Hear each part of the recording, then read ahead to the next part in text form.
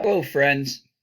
This video is to help you with understanding cellular respiration.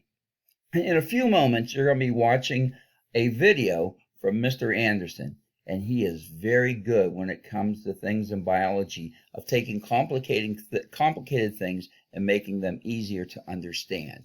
But before we begin this video, I want to remind you about the process of cellular respiration. As you know, cellular respiration is to get energy from food in the presence of oxygen.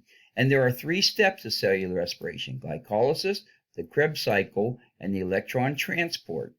Now, the cellular respiration process takes place in the mighty mitochondria. Okay? Now, the glycolysis part, where glucose gets broken down, takes place in the cytoplasm. There's no oxygen there, and that is called anaerobic.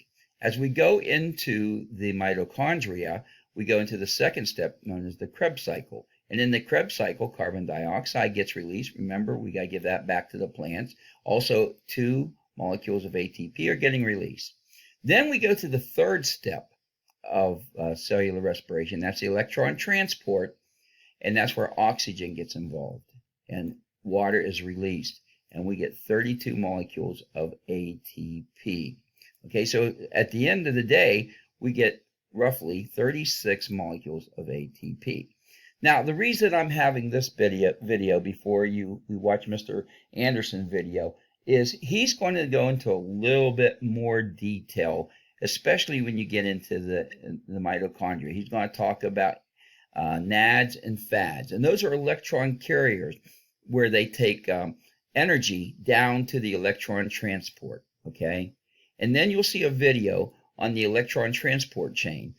Don't let that throw you. He's going to go into a lot of details, but it's interesting to watch. But the important thing for you to understand is the electron transport chain, at the end of the day, makes the most ATP, and that's 32, but a total of 36. Guys, sit back, relax. Don't let the big words, don't let the chemicals fool you. This is not that hard. What I want you to remember are the 3 steps: how much ATP gets created, when does the carbon dioxide come out, when does the oxygen come in, when does the water come out. Again, if you have any questions, please contact Mr. Ryan anytime.